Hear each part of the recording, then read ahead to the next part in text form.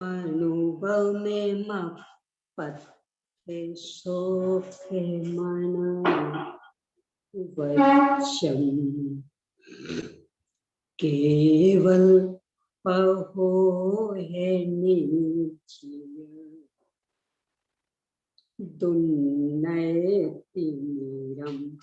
जिनम नमः भारहे अंगत केच्छा बियलिए मले मूड़े दंसेनो तिलया विवेह भरे चरण भूसा पसियौ सुय देवया सुईरम सयल गण पौ में रविनो विविहिति वीरा या विने संगा नीराया विपुराया गणहर देवापसी यंतो पसियौ महुधर सेनो परवाई गयो है तान वर सिहो से धनतामिय सायर तरंग संघाय धो ओये मनो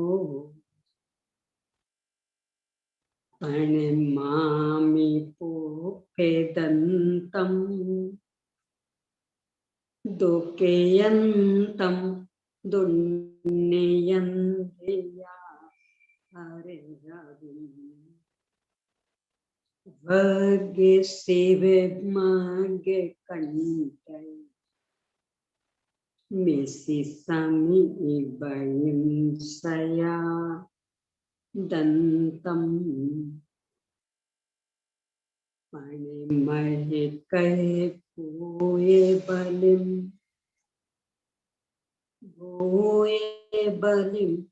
केसे बासे परिभूत हुए बलिं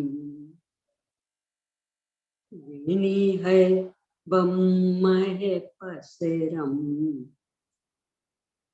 वड्ढाविय विमलनानि बम्महे पसेरम नमो अरिहन्ताणं नमो सिद्धाणं नमो आयरियाणं नमो उवच्छायाणं नमो लोये सर्वेसाहूनम्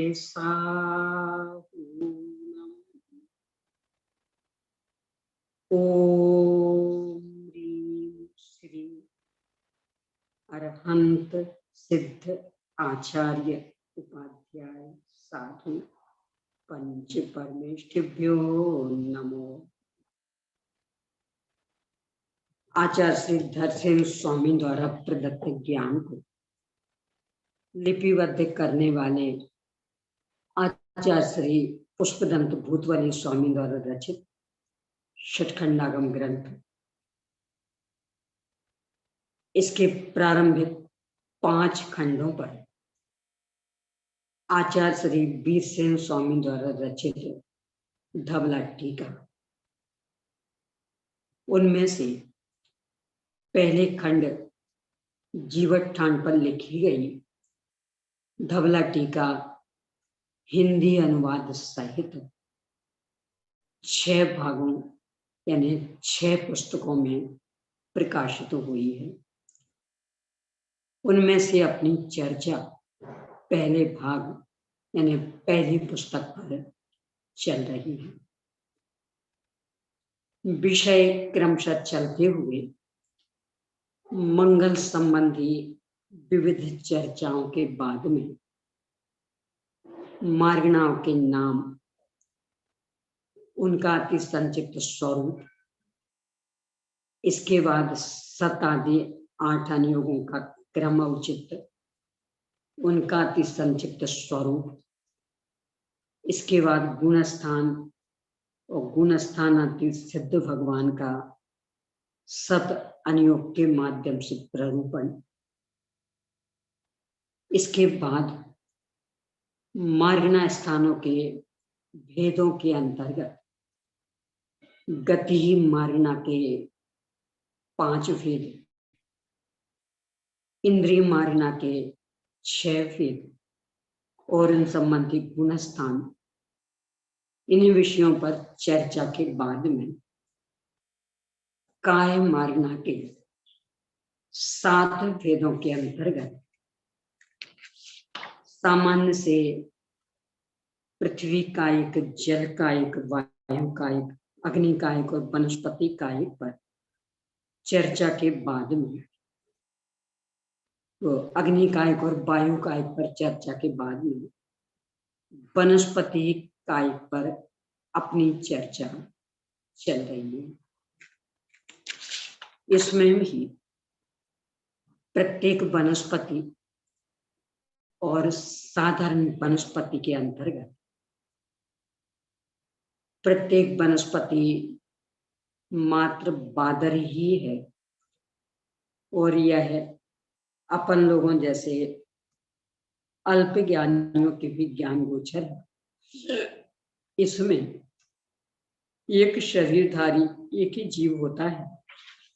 इस विषय पर चर्चा के बाद में साधारण वनस्पति पर चर्चा करते हुए यह कहा कि चूंकि कारण के अनुरूप ही कार्य होता है, यहाँ जिन जीवों ने यह भावना भाई कि सब साथ रहे, सब साथ रहे, तो इन परिणामों का निमित्त पाकर ऐसा कर्म बंध जाता है जिसके उदय में अनंत अनंत जीवों का साथ मिल जाता।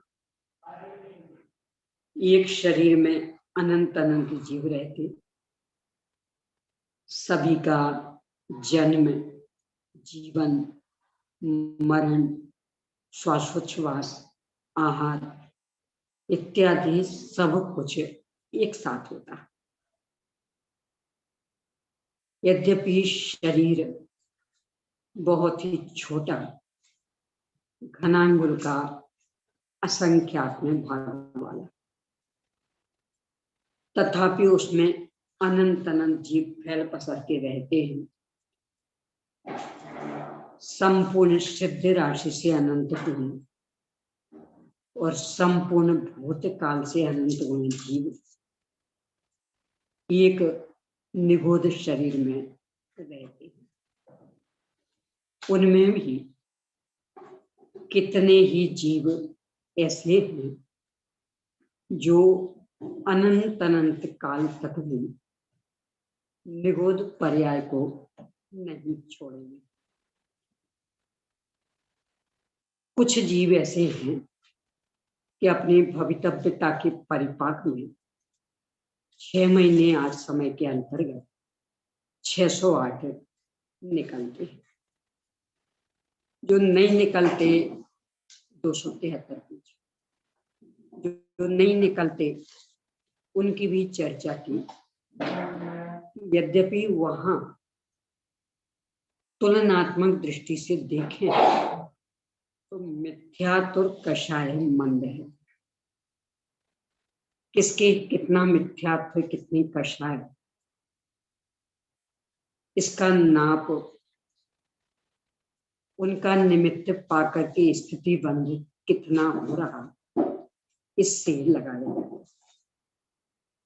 क्योंकि वहां दर्शन मोहिनी कर्म का बंध मात्र एक सागर है। चारित्रमुनि कर्म का बंध 4/7। इससे सिद्ध हुआ कि वहां मिथ्यात्व का शायद कम है, तथापि उसे भी नष्ट करने की क्षमता उनमें नहीं है। इसलिए उसे भाव कलंक की प्रचुरता उतना भी नष्ट नहीं कर सकते।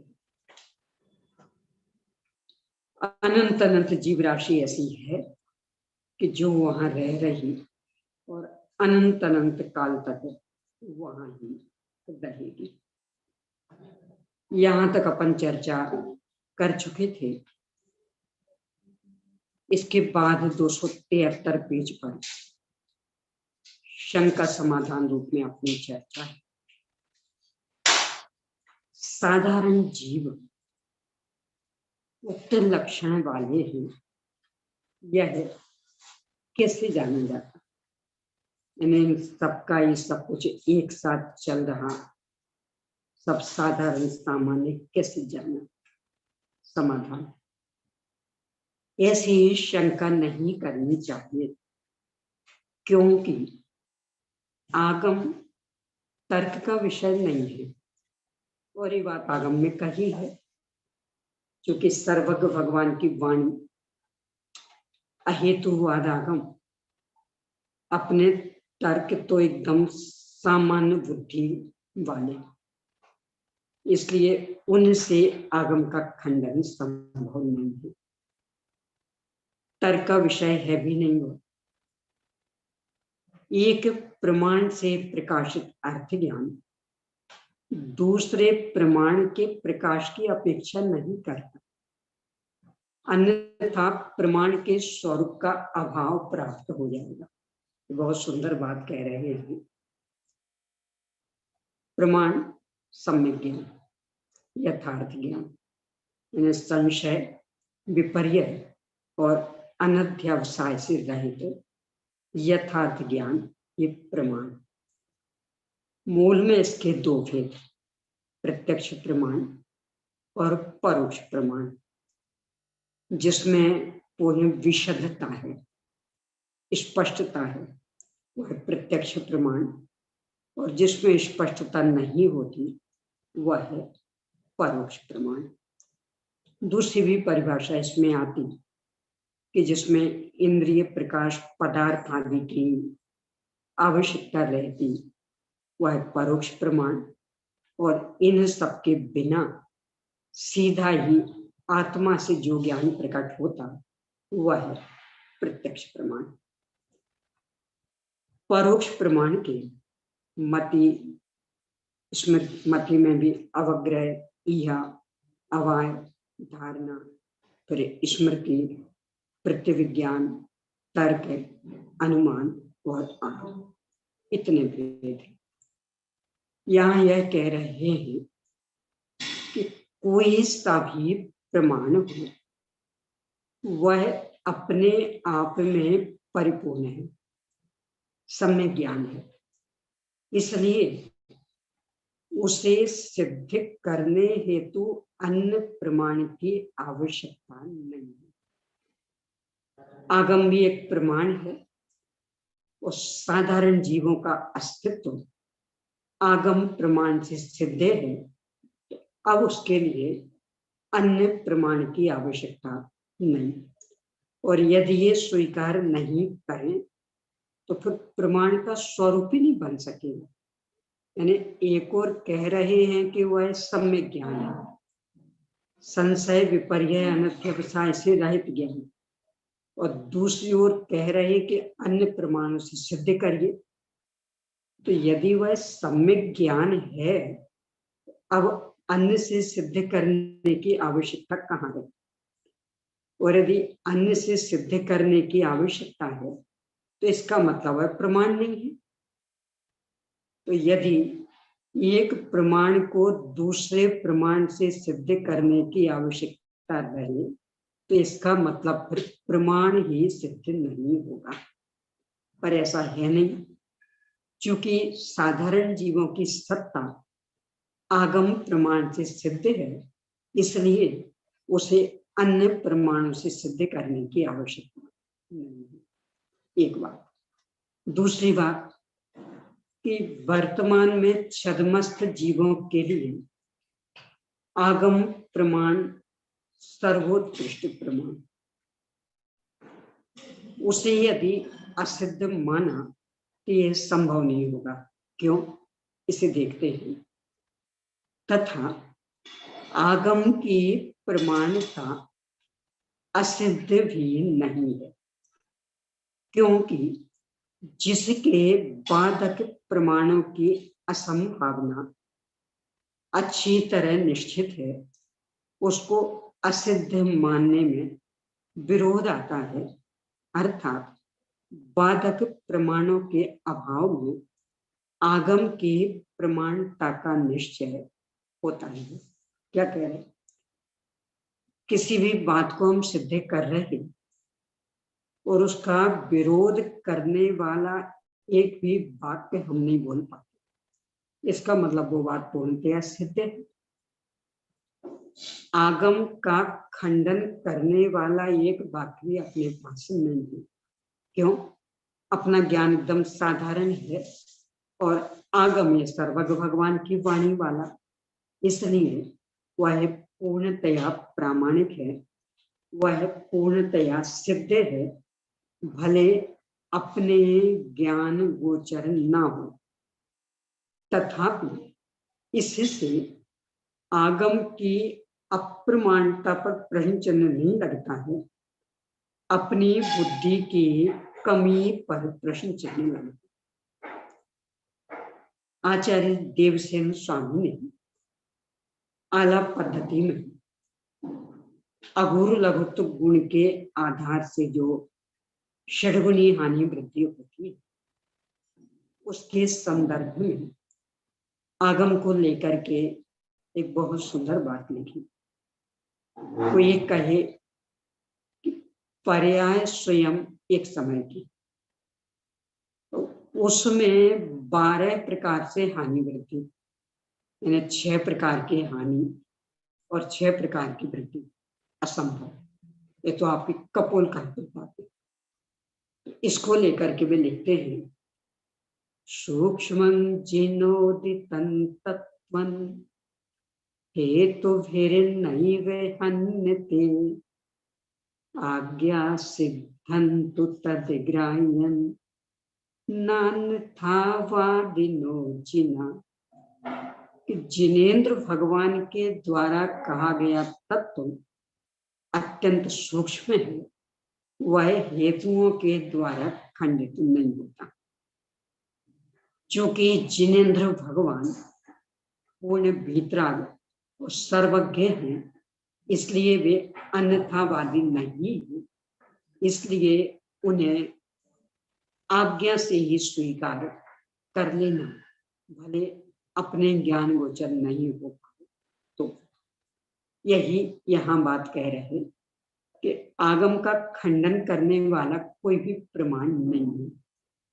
आगम ये सर्वज्ञ की वाणी है कि आप्त वचन निबंधनम अर्थ ज्ञानम आगम, ये सर्वज्ञ की वाणी है, इसलिए पूर्ण प्रामाणिक है, इसलिए उसे स्वीकार करना और सर्वज्ञ जीवों का प्रतिपादन इस आगम में है, इसलिए उसे सत्य मान करके स्वीकार करना। इस तरह से यह साधारण वनस्पति की चर्चा हुई। अब प्रत्येक वनस्पति, बाधर निगोधों से प्रतिष्ठित प्रत्येक वनस्पति दूसरे आगमों में सुनी जाती है। उसका अंतर्भाव वनस्पति के किस भेद में होगा, यानी प्रत्येक वनस्पति के 2 भेद, सप्रतिष्ठित प्रत्येक वनस्पति और अप्रतिष्ठित प्रत्येक वनस्पति। शिष्य प्रश्न खड़ा कर रहा है कि जो सप्रतिष्ठित प्रत्येक वनस्पति है, उसमें बाधर निगोध जीव रहते हैं, बादर निगोद जीव मतलब साधारण वनस्पति।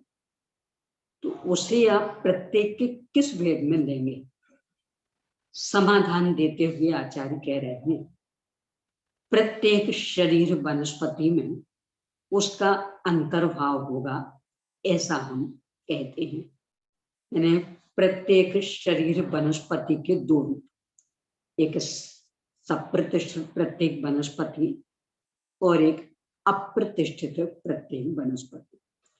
इसको अपन ऐसा भी देख सकते हैं, लोक में बहुत विशाल विशाल मकान भी दो प्रकार के देखे जाते हैं। एक तो ऐसा कि मकान बहुत विशाल बहुत बड़ा है, पर सभी मालिक ही रह रहे हैं, किराए से वहां का कुछ भी स्थल नहीं दिया गया, तो पूरा मकान मालिकों के अधिकार में सभी फैल पसर के रहते हैं। इस तरह का यहाँ वनस्पति कायिक में भी कि पूरे शरीर में अनंत अनंत जीव फैल पसर के रह रहे, वह वनस्पति कहलाती साधारण वनस्पति।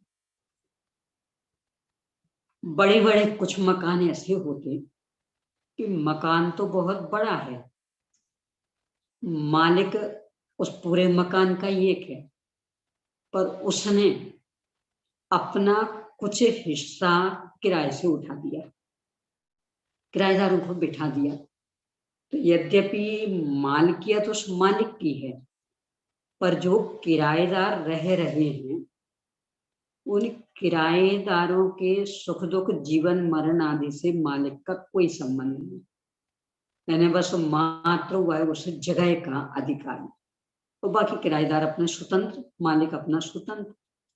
ऐसे ही वनस्पति में भी होता कि एक शरीर का मालिक एक जीव, और उसमें ही अन्य अनंत निगोदिया जीव आकर रहने लगते, किराएदार जैसे। वे अपने हिसाब से आते रहते, अपने हिसाब से जाते रहते, उनका सुख दुख अलग, बस मात्र शरीर वह है प्रत्येक वनस्पति का, और बाकी उन जीवों का सुख दुख अलग, वे कहलाते हैं सप्रतिष्ठित प्रत्येक। तो यहाँ कह रहे उनमें इन बाधा निगोद जीवों वालों का अंतर्भाव हो जाएगा। अप्रतिष्ठित प्रत्येक कि जिसमें वो किराएदार नहीं रह रहे, एक शरीर का एक ही मालिक है और वही फैल पसर के उसमें रह रहा, वह है अप्रतिष्ठित प्रत्येक। जब सप्रतिष्ठित प्रत्येक वनस्पति में इनका अंतर्भाव हो गया, तो स्वाभाविक है पर उस पर से प्रश्न खड़ा होना कि कौन कौन है ऐसी वनस्पतियां। अब उस संबंध में शंका समाधान, जो बादर निगोद से प्रतिष्ठित हैं वे कौन है? यानी है प्रत्येक वनस्पति पर अनंत अनंत बादर निगोद जिसमें रह रहे, मतलब सब प्रतिष्ठित वनस्पति है, तो वे कौन कौन? समाधान, फूहर, अदरक, मूली आदि वनस्पति बादर निगोद से प्रतिष्ठित है। फूहर देखा सब्जी आदि उसकी भाजी बनाते, बड़ा वो काला काला कंदमूली जैसा होता है। नहीं, ये थुअर के तो पत्ते भी होते, उसकी सब्जी बनती भाजी।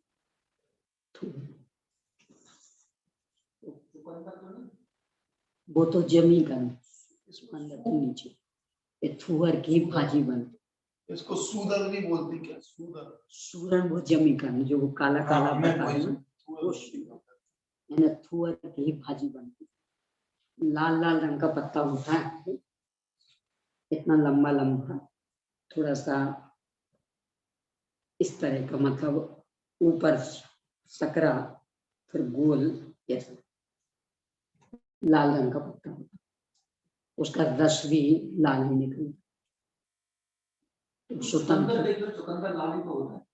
चुकंदर तो फल है नीचे जमीन के अंदर, ये तो पत्ता।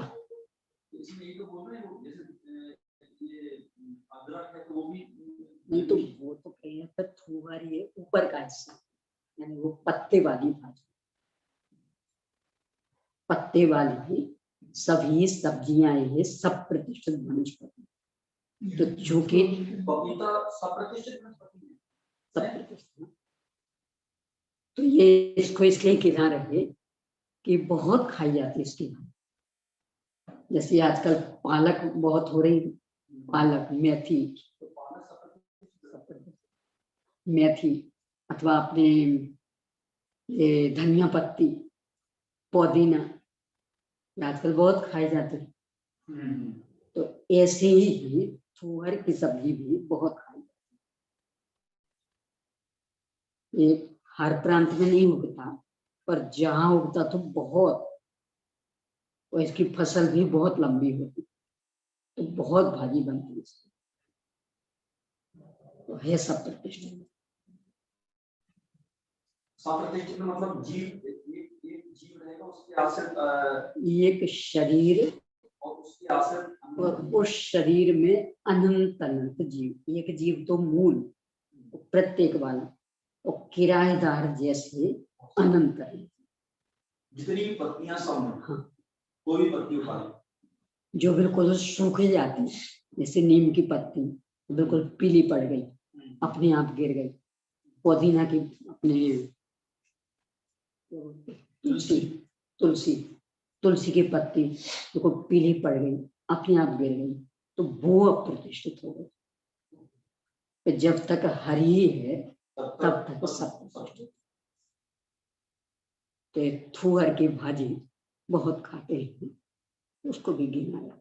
तो मतलब जो आलू में मतलब जितनी परेशानी आलू में है, हाँ, उतने ही ऊपर एक पत्ती में हाँ, उतने ही बोल, हाँ, दोनों में कोई अंतर नहीं है। बस तो अंतर भाई ऐसा क्यों, बस ऐसे आलू तक तो गिर गए जाते हैं, मतलब नहीं, तो उसका बस अंतर इतना सा, क्योंकि आलू में आलू प्याज आदि सब जो भी जमी करना है, तो उनमें एक तामसिकता का दोष और है, यानी उन पर सूर्य की किरणें नहीं पड़ती, वो वाला दोष। अपने यहाँ तो वो दोष मान्य नहीं, पर ब्राह्मण संस्कृति में वो मान्य। तो अपने लोगों को भी ये बात नहीं पता, हमें भी नहीं पता थी, मतलब जो जो दोष आलू में है, तो वो दोष अभी और इन पत्तियों में नहीं, ऐसा ऐसा जानकारी में है, मतलब जानकारी गलत है वो बात अलग है, लेकिन ये स्थिति है।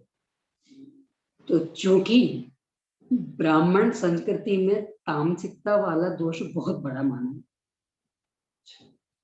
है, खास करके सांख्यों में सत्व रज तम, सत्व से सात्विक, रज से राजसिक, तम से है तामसिक।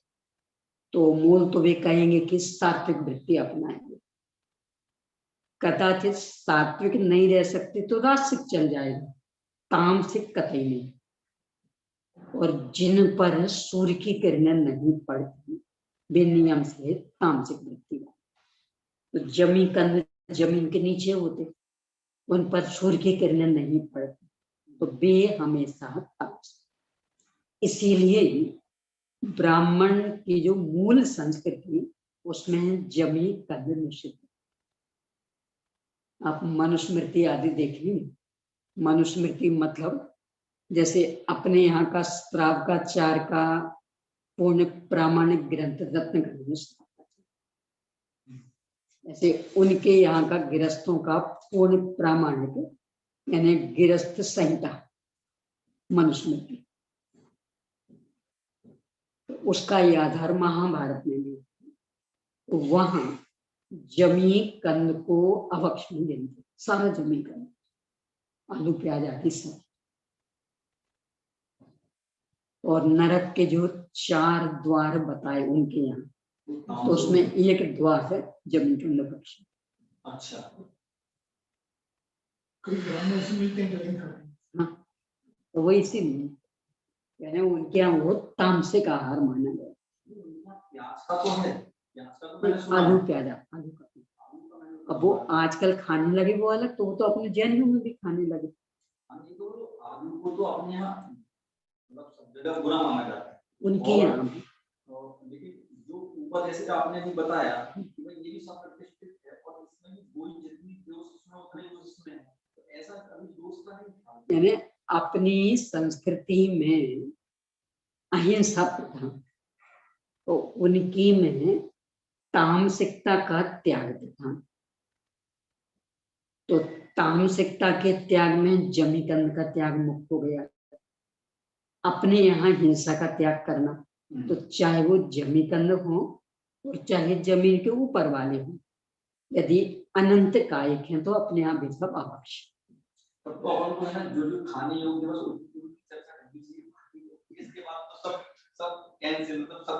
इस दिन अपन ने चर्चा की थी वो जो 52 पेज की पुस्तक वर्तमान में जीव दया, उसको इन्हीं सब आधारों से, यहाँ तो बहुत कम चर्चा, बहुत बाद में इसकी और चर्चा आएगी, तो चिन्ह बताएंगे इन्हें कैसे पहचाने कौन सी वनस्पति ऐसी कि जो हमेशा सप्रतिष्ठित और कौन सी ऐसी कि पहले सप्रतिष्ठित थी बाद में अप्रतिष्ठित हो गई, वो सारी चिन्ह बताएंगे। तो उसी के आधार से वो पुस्तक संख्या, तो उसको पढ़िए। यानी जमीकंद तो सभी सप्रतिष्ठित और जमीन के ऊपर वाले भी बहुत सारे प्रकार के सब, जिनमें आलू जैसा ही दोष। तो यहाँ उसको भी देखे, क्योंकि थूहर की भाजी पहले बहुत खाई जाती थी। अभी भी आप यदि छत्तीसगढ़ तरफ जाएं, यानी अपना बुढ़ार, शहडोल, इस तरफ भिलाई, इस तरफ थूहर की सब्जी बहुत ज्यादा खाई, हर घर में, जैनियों के यहाँ हर घर में। वहां तो लगभग रोज उसकी भाजी अनेक रूपों में, जैसे मेथी और पालक के होती, कहीं पराठे बना के, तो कहीं भजिया बना के, तो कहीं ऐसी सब्जी, कहीं दाल में डाल के, ऐसा वो थूहर का पराठे बना के, सब्जी बना के, भजिया बना के, और ऐसी सब्जी दाल में डाल के अनेक नहीं।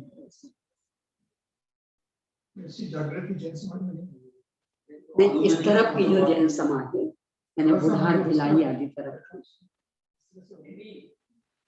मैंने क्या कहा कि आलू तक तो बात समझ में आती है, लोग एक्सेप्ट भी करते हैं कि नहीं खाना चाहिए, मतलब लेकिन जो दोष आलू में है वही दोष दूसरी अन्य चीजों में भी है, पाया जाता है। ये जमीन के, अपन क्या कहते हैं कि जमीन के नीचे वाली चीज, उसके ऊपर की चीजों को भी नहीं खाना चाहिए, तो ये बात एक्सेप्ट नहीं, या हम सुनने में नहीं आएगी तो बात ही खत्म हो, तो घरों में इसलिए वो प्रवेश कर ले, वो मालूम पड़े, जानकारी में आए, तो उस हिसाब से तो उसका वो पालन भी हो। कदाचित हरी है ऐसा करके तारीफ कर देते हैं।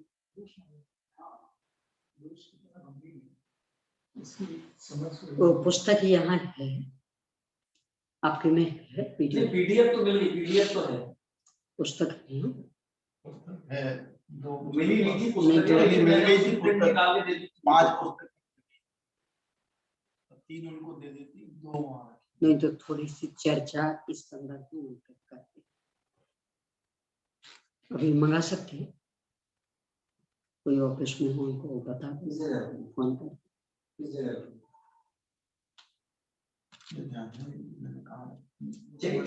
उसमें रख लीजिएगा, इससे क्या है कि वो पुस्तक निकाल के, मतलब मुझे ख्याल नहीं, मैंने तो प्रिंट निकाल के दिए थे उनको, मेरे पास पीडीएफ तो मेरे पास है, तो पीडीएफ से पढ़ना हो तो आपको महावीर मंदिर की अलमारी में रखी, महावीर मंदिर की प्रवचन उसके पीछे।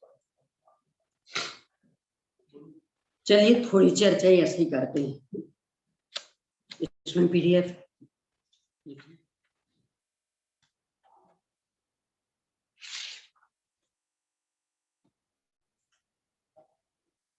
तो कुछ उसमें चिन्ह दिए हैं, अपने गोमट सार जीवकांड में जो गाथाएं, इसका ही संक्षिप्तीकरण उसके आधार से और अपने क्रिया कोश आदि के आधार से, उनके आधार से चर्चा करते। तो सभी प्रकार की जमीकंद वाली वनस्पति, इन्हें जमीन के अंदर जितने जो कुछ भी होते, यानी आलू, प्याज, चुकंदर, सकंदर, मूली, गाजर, हल्दी, अदरक, सब ये सब नियम से सब प्रतिष्ठित, यानी एक कण में, मतलब कल जो बात की थी कि वो एक स्कंध, उसमें असंख्यात अंडर, फिर असंख्यात आवास, असंख्यात कुलवी, और एक उनमें से निकालो शरीर, और उस एक शरीर में इतनी इतनी जीव राशि, यानी जितनी जो ये यहाँ बता रहे इतनी ही जीव राशि उसमें। तो ये तो जमीन के अंदर की सारी वनस्पतियों में, तो एक तो ये पूरा छूट गया ही। देखिए आपके पास पीडीएफ हो तो 42 नंबर पेज पर,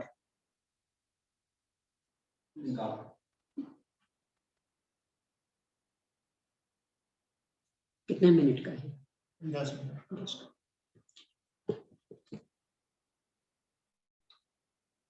तो जमी कंद तो एक झटके में सब छूट गए कि जितने जो भी जमी कंद वे सब प्रतिष्ठित, यानी ये कण में, कण मतलब वो घनांगुल का असंख्यात्मक भाग, उसमें इतनी जीव राशि, इस सिद्ध राशि का अनंत गुना और संपूर्ण भूतकाल का अनंत गुना। अब इसके बाद जो थूहर आदि ऊपर है उन्हें पहचानने के चिन्ह तो भी यहाँ दिए हैं। ये 42 नंबर पे से शुरू 43 पर दूसरे नंबर का निकालिए, नहीं तो ऐसा करें,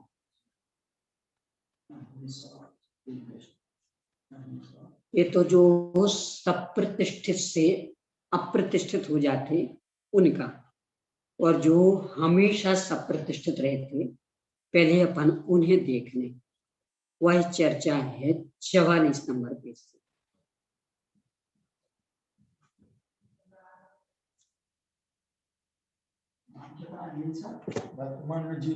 वर्तमान में जीव देगा श्राप का चार स्वयं पालना।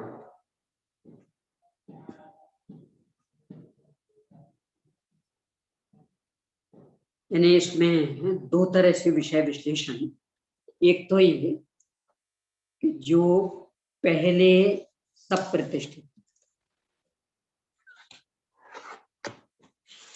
फिर अप्रतिष्ठित हो गई, यानी पहले उसमें अनंत अनंत जीव रहते थे, बाद में एक जीव, तो ऐसा करके वो है असंख्य जीवों का भंडार। सबसे पहले उनकी पहचान का चिन्ह देखें,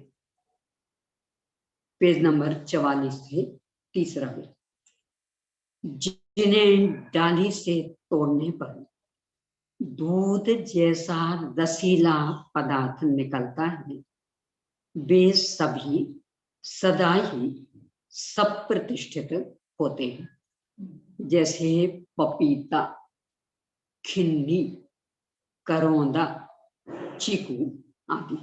इन्हें चार बहुत प्रसिद्ध हैं, तो इन्हें गिना दिया, इसके जैसे और लगा लेंगे।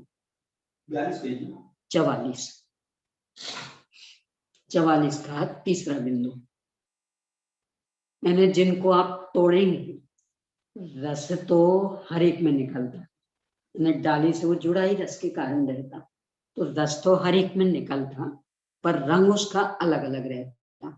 तो जिनके रस का रंग दूध जैसा रहे वे कहलाते हैं क्षीरफल।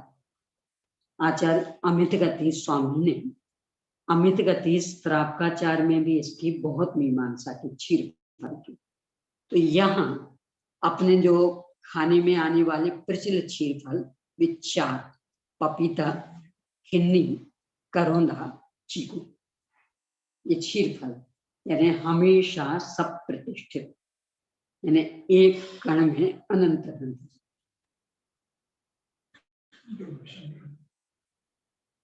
देखिए इस संदर्भ में अपने एक सोच बना लिया, अपन कितना छोड़ पाते कितना नहीं छोड़ पाते वो एक अलग बात है, पर ये इतने जीवों का पिंड ये अपने को पूर्ण ईमानदारी से स्वीकृत हो, क्योंकि ये सर्वज्ञ भगवान की वाणी।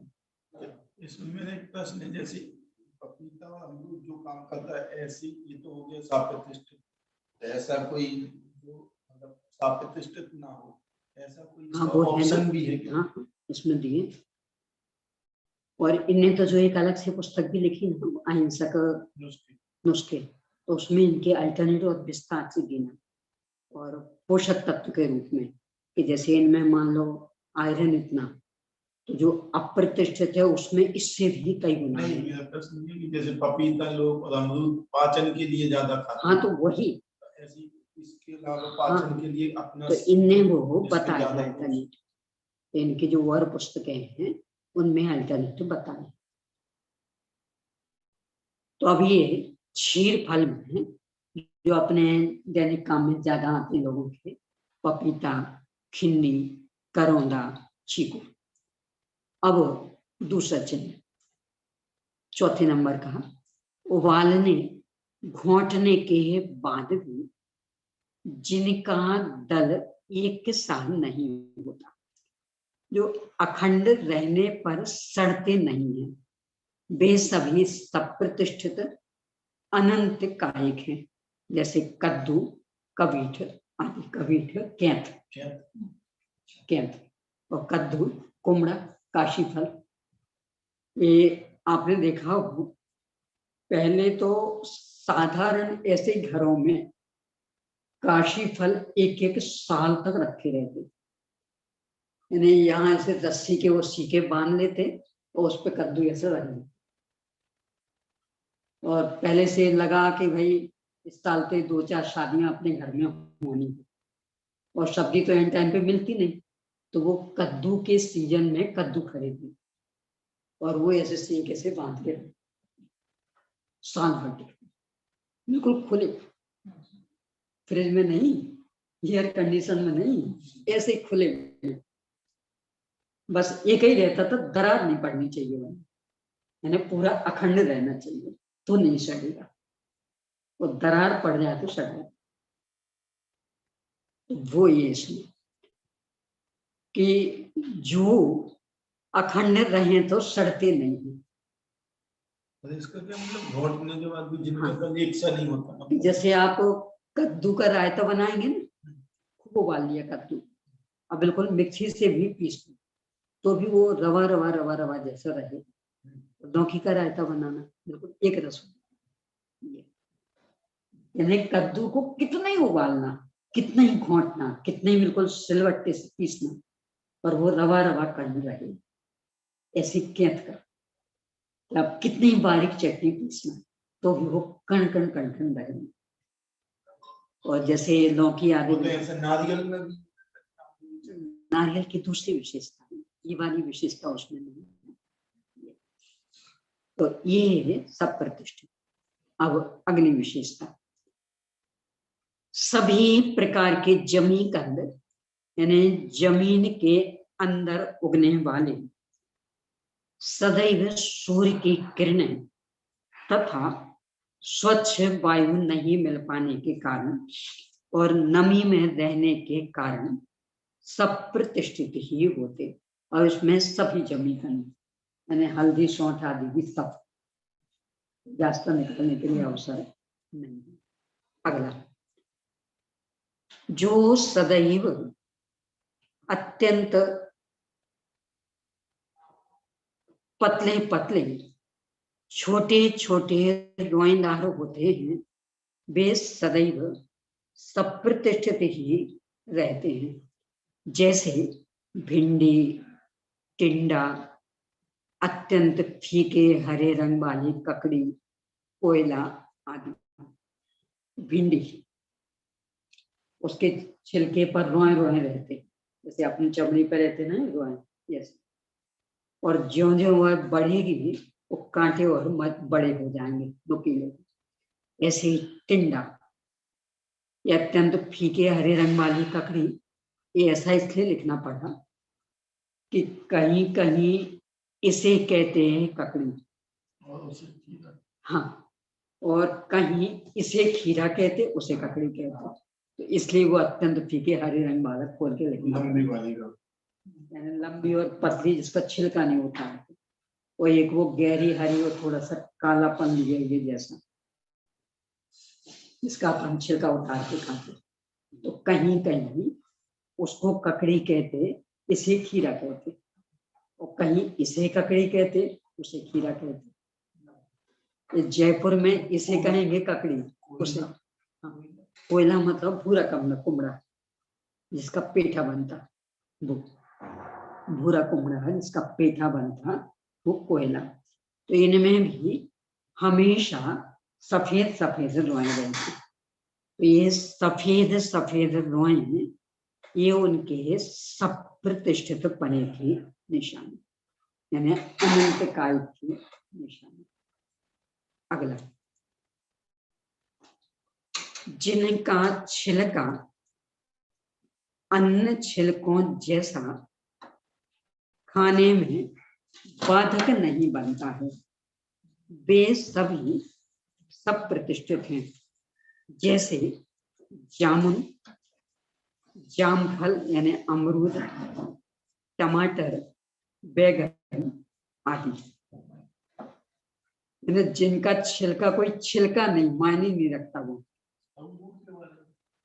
अंगूर का ऐसा है, भले अपनी छिलका शायद खाते हैं, पर वास्तविकता ये है, आप अंगूर को पकड़िए तो दबाइए, जो उसका मुंह है उसको नीचे करके दबाइए, तो पूरा पूरा रस नीचे आ जाएगा, तो खोखा आपके हाथ में रहेगा।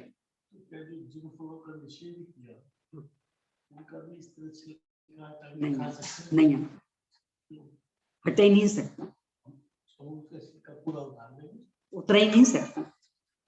यानी जैसे अंगूर का आप ऐसे ही अकेले उंगली से दबाइए, पूरा अकेला वो खोखा उंगली में हाथ में रह जाएगा। हाँ, पर ऐसा आप ये जो चीजें जामफल यानी अमरूद, जामुन, टमाटर, बैगन, इनका कर ही नहीं सकते। आप जामफल का कर लो, जहां से दबाओगे वहीं से वो दल निकल जाएगा। ये तो छिलका उतरते ही नहीं ना, उसका छिलका है ही नहीं। यानी छिलका उसे कहते हैं कि आप दबाएं तो रस निकल जाए, छिलका रह जाए। जैसे अभी अपन ने अपने अंगूर का लिया, वो छिलका कहलाता, ऐसा छिलका इन पर है ही नहीं। ये बिना छिलके वाले, तो उतारोगे तो वो तो दल उतरा है, छिलका थोड़ी उतरा। ये सब प्रतिष्ठित अनंत कायिक। अगला, जिनके दल में एक विशेष प्रकार की चिकनाई होती है, वे सभी अनंत कायिक सब प्रतिष्ठित प्रत्येक है। जैसे बेल, कुंदरू, भिंडी आदि।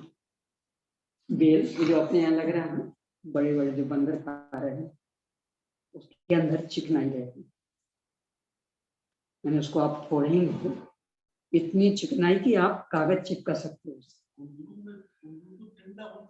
नहीं, टिंडा अलग, कुंदरू अलग। नहीं, अलग। कुंदरू ऐसे उंगली जितनी लंबी, इस तरह की गोल कुंदरू। टिंडा ऐसा गोल रहता, टमाटर जैसा। टिंडा अलग है, कुंदरू अलग। यानी कुंदरू इतनी लंबी और इस तरह की गोल है इसमें। परमल से थोड़ा सा अंतर रहता, परमल दोनों ओर थोड़ा नुकीला हो जाता, ये दोनों ओर भी नुकीली नहीं रहती, एक जैसी ही आता। गुल्ली डंडा जैसी गुल्ली होती है। हाँ, परमल वैसा हो जाता, तो ये बिल्कुल एक जैसी ही आता था। तो इसमें भी चिकनाई रहती। भिंडी में भी, और भिंडी में तो दूसरा भी दोष था, वो जो रोए रोए वाला, वो भी उसकी सब परमल तो खाया जाता है। हाँ, परमल बीज तो वैसे होते बहुत सारे, बीज से क्या लेना देना। बहुत सारे बीज पाए जाते हैं, इसलिए उसका भी ये बीज का वास्तविकता ये कि बीज के संदर्भ में स्पष्ट उल्लेख नहीं, इसलिए मैंने तो एक बार भी कहा था कि हो सकता है कि वहां होगा शब्द बहुजीवा, और वो प्रतिलिपि कार की कमजोरी से बहुबीजा हो गया। क्यों? 22 अवक्षों में बहुजीवा वाला कोई अवक्ष गिना है नहीं, तो वो बहुबीजा वाला आ गया। और जो भी उसका लक्षण बता रहे वो तो अपनी मिर्च से टकराता, लौकी से टकराता, गिलकी से टकराता, तोरई से टकराता, उनमें भी ऐसे ही, और उनको तो भक्ष्य कह रहे हैं। खरबूज से टकराता, जो वो आप बहुबीजा की चर्चा कर रहे हैं तो वो तो इन सब चीजों से टकरा रहा है, इसका मतलब वो बहुजीवा होगा, क्योंकि 22 अवक्षों में बहुजीवा नाम का कोई गिनाया नहीं, और बीज और जीव परस्पर बदला जाना ये कोई जाना कठिन नहीं। अपने पुरुषा सिद्धि उपाय के दूसरे में होंगे परमागम से बीजम, परमागम से जीवम, दोनों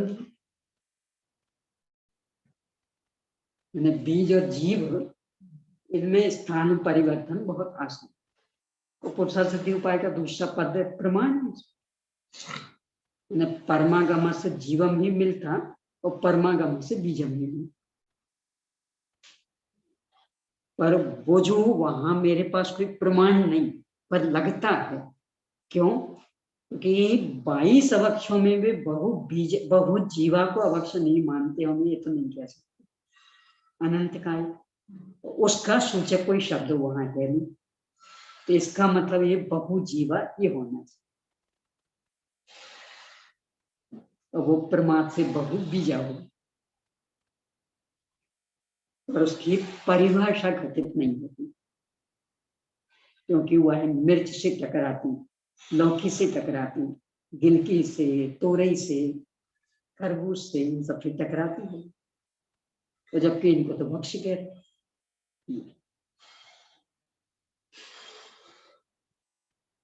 अगला, अति तुच्छ सभी फलों के आश्रय से अनंत निगोदिया जीव रहते। अति तुच्छ फल जैसे अब ये जो लग रहे हैं ना, छोटे छोटे से काले काले लाल लाल, अब ये छोटे छोटे पेड़ अपने परिक्रमा मार्ग पर लग रहे थे, इतने से पौधे उनमें जो निकलते एकदम छोटे छोटे से लाल मकोरा बोलते हैं, लाल रंग के, काले रंग के, एकदम छोटे छोटे, गुंचू के दाने जैसे, कोई पोषक तत्व तो कुछ नहीं, अनंत निगोदिया जीव, बेअति तुच्छ फल। फिर तो ये मनुष्य के आकार वाली चीज है, जिसमें अपनी जो होती है फर्मी आदि वो आ जाती है। तो क्या चीज? वो क्या आया था उसमें, अखरोट, मनुष्य के अंग प्रत्यंग जैसा है ना, पूरा अक्ष जैसा, वो जिसमें किन्हीं इंद्रियों की कल्पना की जाती है, उनके सेवन में भी संकल्पित प्रशंसा का दोष है।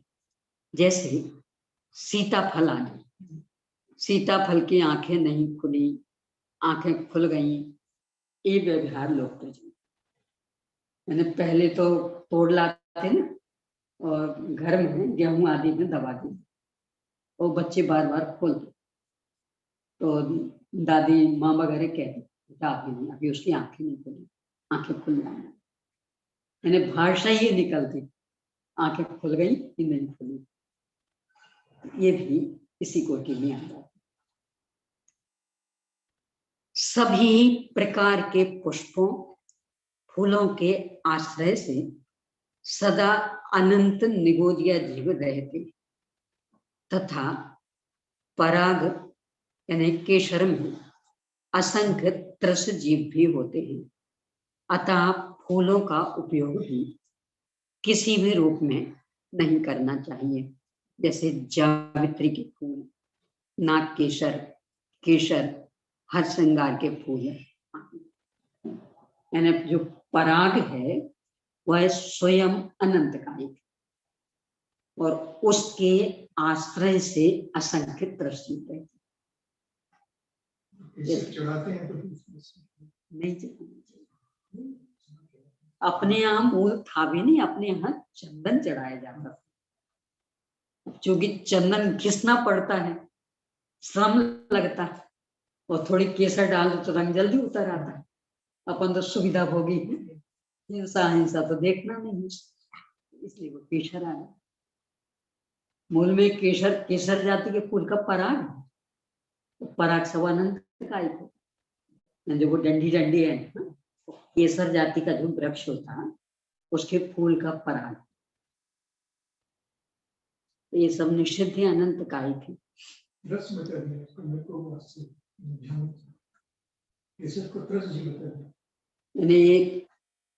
कश्मीर आदि में केसर जाति के वृक्ष होते, उनका फूल जैसे हर श्रृंगार के वृक्ष होते उसका फूल है, ऐसे ये केसर का वृक्ष, उसका फूल और उसका पराग है, वो जो डंडी डंडी आती है,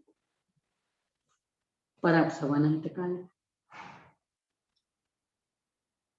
जिसमें कभी भी धारियां नहीं पड़ती, जो सदा समभंग में ही टूटती है, वे सदा अनंत कालिक अवक्ष होती, जैसा कि जैसे चौला की फली या रोसा की फली, चौला रोसा इतनी लंबी लंबी रहती, हरी हरी, थोड़ी सी इससे थोड़ी पतली, और सब्जी बना के भी खाते हो, बिना सब्जी के ऐसे कच्ची भी खाते हो, सलाद आदि भी ऐसे भी चबते, और उसके दाल वगैरह भी मिलते,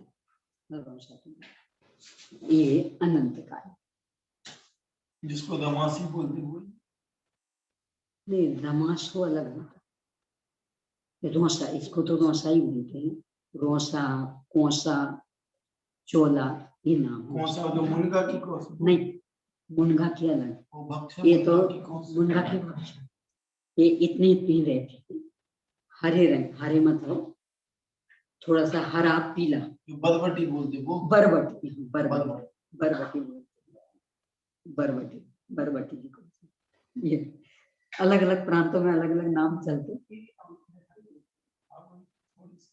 थोड़े से हरे में पीलापन मिला हुआ जैसा बरबटी, वो ऐसी कच्ची भी खा लेते, मतलब काफी मीठी रहती।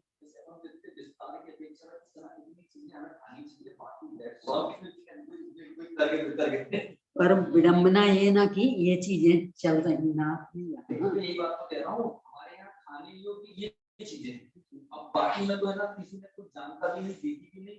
अब बहुत सारी चीजें जो आप नाम ले रहे हैं, तो हो सकता है कभी आई भी ना हो, या हो सकता है वो उसे दूसरे नाम से जाना जाता है, तो वो दोनों बातें हैं। तो है उसमें कुल मिला के ये नहीं खाना, तो अब हम नहीं खाने वाली बात को करेंगे, पर हमारे यहाँ ये खाने का विधान है, ये चीज आप देख सकते हैं, दोष मालूम होना चाहिए। नहीं, अब जो चल रहे हैं उसमें तो ठीक है, लेकिन अपने यहाँ हाँ वो भी है अवक्ष, हाँ क्योंकि उसका ही बीज है ना, जो बरबटी फली उसका बीज, वो दोष पूरा।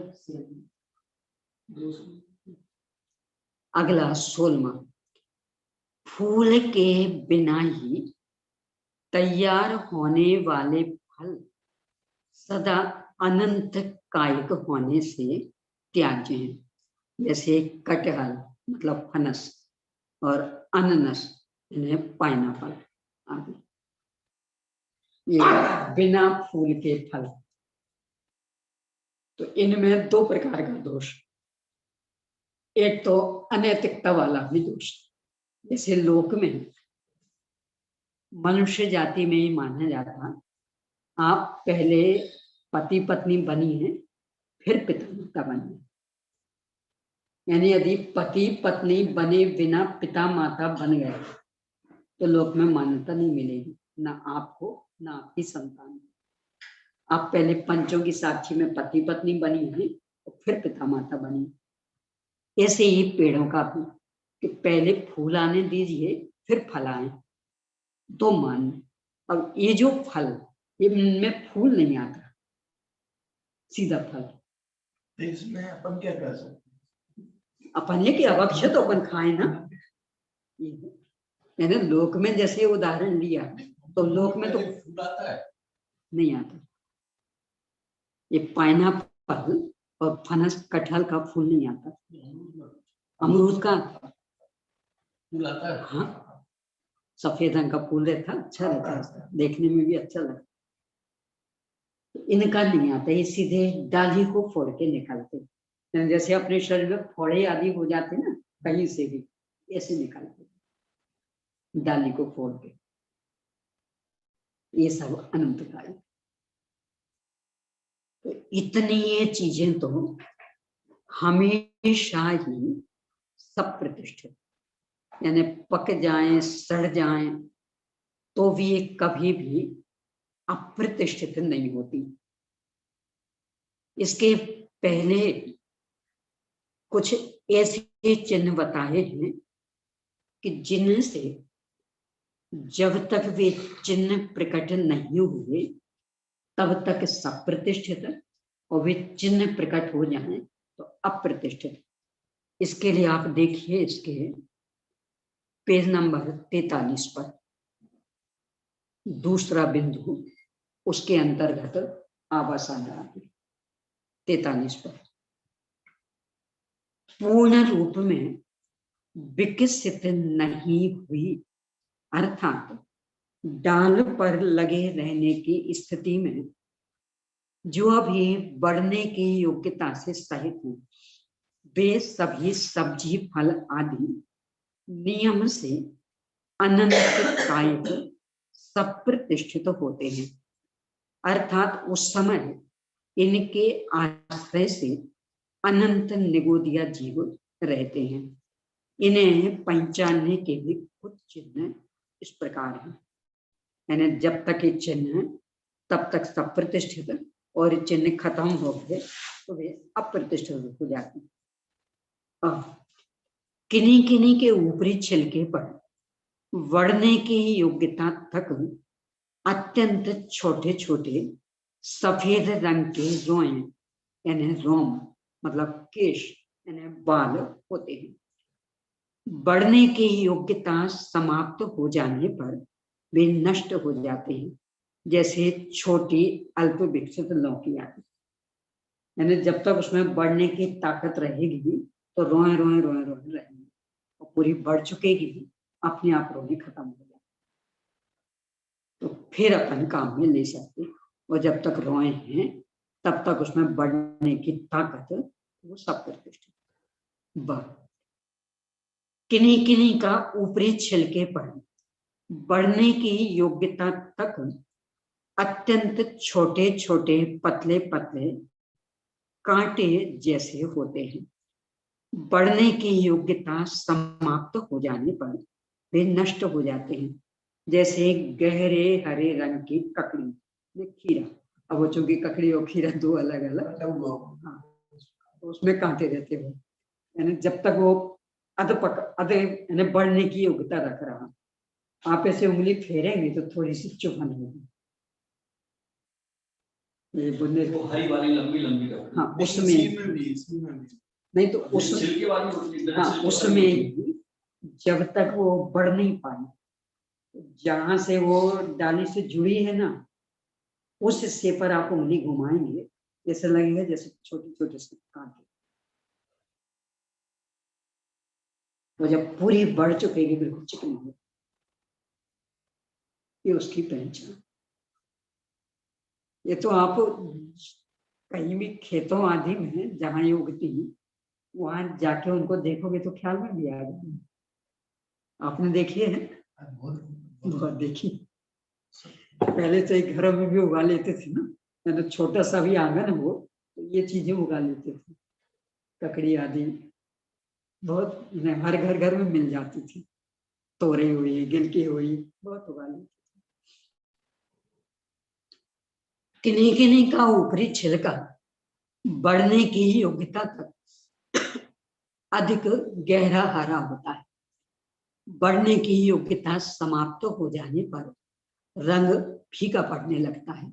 जैसे जो अधूरी बढ़ी हुई है, ऐसी अल्प विकसित मिर्च, केला, नाका, नाशपाती, कैरी, करेला, तोरई आदि। इनको भी आप आमने सामने रख के देखेंगे तो ख्याल में आ जाएगा। मिर्ची में कैसे पहचान ये बड़ी है छोटी है? अब ये इसमें बढ़ने की बात है। यानी रंग ज्यादा गहरा रहेगा उसका। जैसे मान लो एक डाली पर ही 3 मिर्चें लगी, अब उनको परस्पर में आप देखें तो कहने को तो हरी, पर एक में हरे में थोड़ी सी सफेदी आ गई है, एक एकदम हरी, एक उसकी तुलना में और कम। इन रंगों से ऐसी कैरी ऐसे ही है इनमें, मैंने कहीं लगी हो तो इनको देखना ख्याल में आए।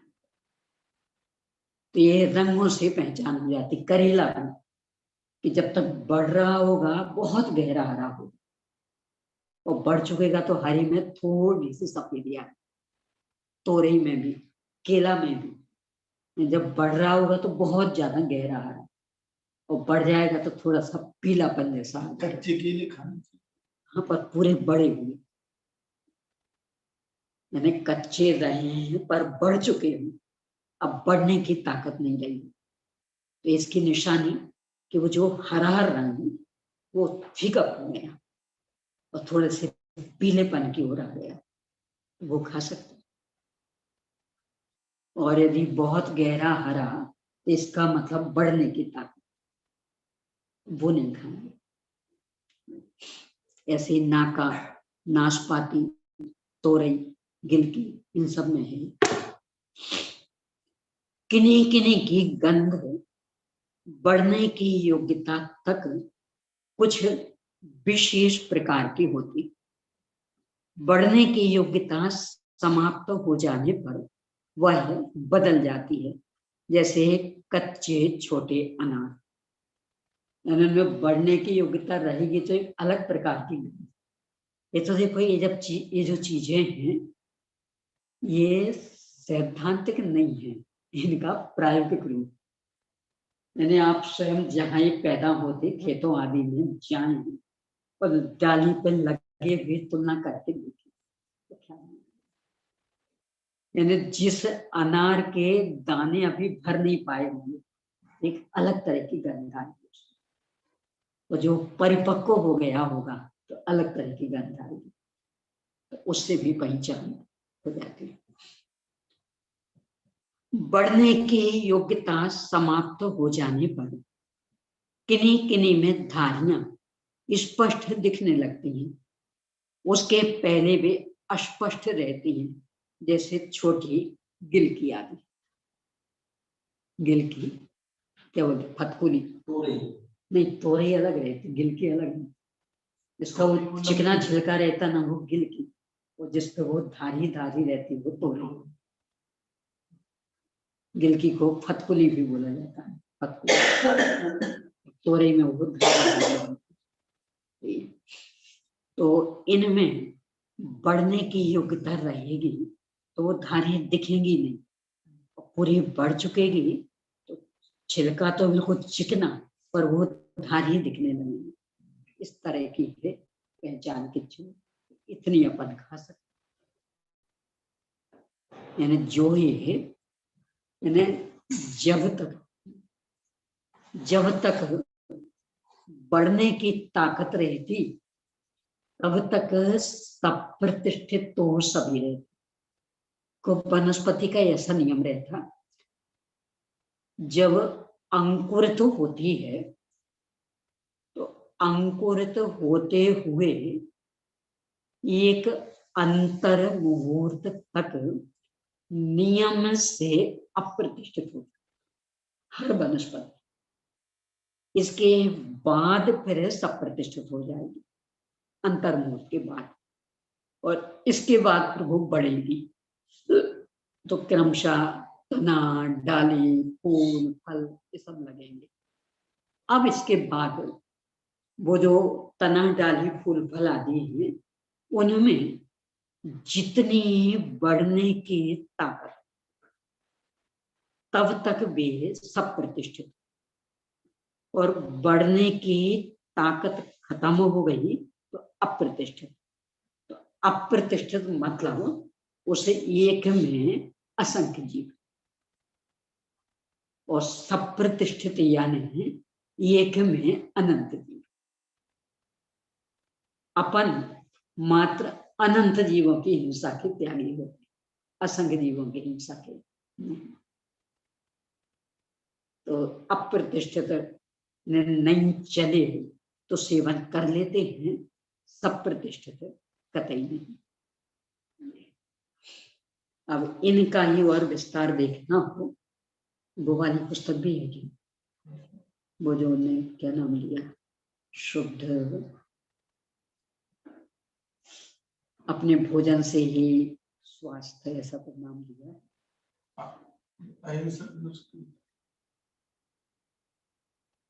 भोजन से ही स्वास्थ्य लाभ, ऐसा कुछ नाम है उसका। वो भी ऐसी छोटी सी है, 52 पेज की, मेरे ख्याल से उसकी पीडीएफ नहीं है। तो उसमें उन्होंने पोषक तत्वों को लेकर के भी बताया, क्योंकि आजकल वो ज्यादा प्रश्न खड़ा होता ना कि इनका अल्टरनेट, यानी आप पपीता अमरूद से बचना चाहते तो मात्र पाचन के लिए इनको खाते हो, तो पाचन वाली चीजें तो अन्य में भी है। मूल में पपीता जो खाया जाता वो आयरन की वजह से, आंवला आयरन का सबसे बड़ा भंडार माना, और पपीता को खाते पेट साफ करने के लिए।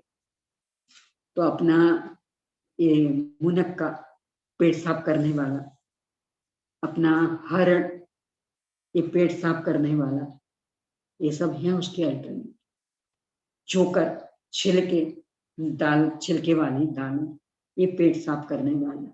तो ऐसे उसमें सबके अल्टरनेट भी दिए, यानी जो अप्रतिष्ठित हैं उनमें भी इन सब प्रतिष्ठित की तुलना में कितने अधिक विटामिन, मतलब वो भी जिनको देखना हो उनकी दृष्टि से, तो वो भी वहां दिए हैं।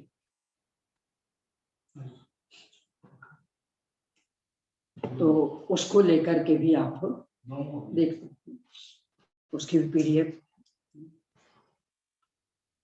पुस्तकें तो होनी चाहिए, एक बार मैं स्वयं लेके आई थी, और नहीं हो तो दीपक जी से मंगा, कम से कम 10 मंगा के रखें, एक तो याद नहीं।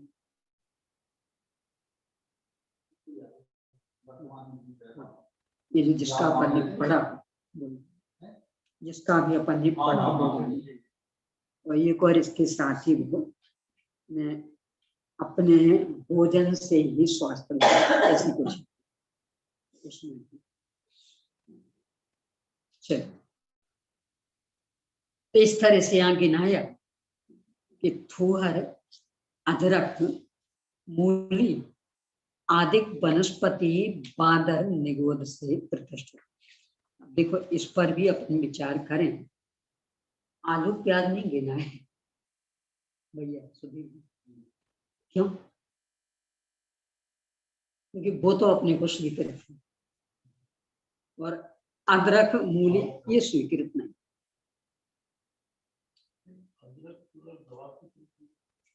इसलिए तो आचार्य से गिना रहे हैं कि दस्ते निकालने में गृहस्थ बहुत है। इसको दस्ते निकालने हैं हर चीज, इसके लिए नहीं, इसके लिए, इसके लिए नहीं, इसके लिए। तो उन्होंने उन चीजों के नाम विशेष गिना, चाहते तो आलू प्याज भी गिना सकते थे, वो तो सब मान नहीं। अदरक नहीं, सब दवा के लिए, और ठंड में तो कुछ विशेष है, और ऐसे मूली दवा के रूप में, हल्दी भी ऐसे मूली दवा के रूप में। हाँ, मूली को दवा के रूप में लेते हैं। तो इन्हें गृहस्थों की जो कमजोरी शारीरिक पोषण के लिए वह कुछ भी कर सकता, तो कहां तक पतित हो सकता कुछ नहीं कह सकता। इसलिए उन्होंने जानबूझ के इन शब्दों को निकाला। नहीं तो आलू प्याज तो ज्यादा प्रसिद्ध थे, उनको गिना सकते थे, तो उनकी चर्चा ही नहीं की।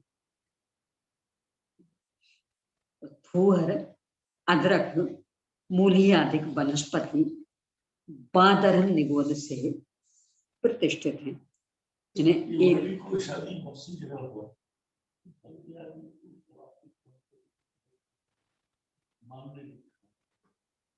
नहीं तो उसका तो कारण अपने यहाँ तो स्यादभार शैली है कि वे आप मांस मदिरा वाली एलोपैथिक दवाइयां लेते, होम्योपैथिक दवाइयां लेते, दवाई के बिना तो आप नहीं मानेंगे, तो भाई उसकी तुलना में ये ले लो। ये तो तुलनात्मक, तो जो अभी एक दिन अपनी चर्चा चली थी ना कि वे भगने ही हैं, तो जैन के साथ ही भगना मुसलमान के साथ क्यों भगते, ऐसा। इसका मतलब ये थोड़ी कह रहे कि तुम भगो, पर हमें दिख रहे ना तुम्हारे लक्षण कि तुम भागे बिना नहीं मानोगे, तो कह रहे ये मुसलमान के साथ मत भगना, इसे जैन के साथ ही भगना। ऐसा ही यहाँ यदि एलोपैथिक होम्योपैथिक खाए बिना चैन नहीं पड़ रही, दवाई तो खाओ, तो उसके लिए कि भैया उनमें मांस मदिरा है, अल्कोहल है, उनको नहीं खाना, उनके बदले ये खाना।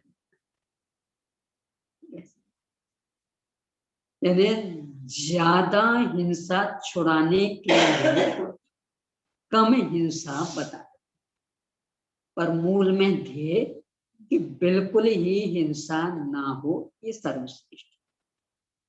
पर दिख रहा आचार्य को ये छोड़ने वाला है ही नहीं, वही अपन ले लें सागर सिंह मुनिराज कि दिख रहा कि पुरुरवा भेल कोई मांस छोड़ने वाला नहीं, समझा के परेशान हो। क्या कहा, अच्छा बता भैया किस प्राणी का मांस आज तक तूने नहीं खाया, कि सब कौवे का नहीं खाया कभी, चल कौवे का छोड़। वास्तव में भी अकेला कौवे का छुड़ाना चाह रहे थे, पर क्या करें, समझा के परेशान हो, मानते ही नहीं। तो जितना छोड़ा उतना अच्छा, तो कहावत है ना, उंगली पकड़ के फिर पोंछा पकड़ लेंगे। एक बार तो हमारी गिरफ्त में आओ तो सही, एक बार कुछ छोड़ो तो हुआ भी यही। यानी उसने कौवे का मांस छोड़ा था, अंत में क्या परिणाम निकला, पूरा छोड़। वो पहले कहता था हम नहीं छोड़ सकते, तो आचार्यों की ये दृष्टि रही कि एक बार आए तो सही यहाँ, तीव्र पाप को तो छोड़े, धीरे धीरे ये भी छूट जाएगा।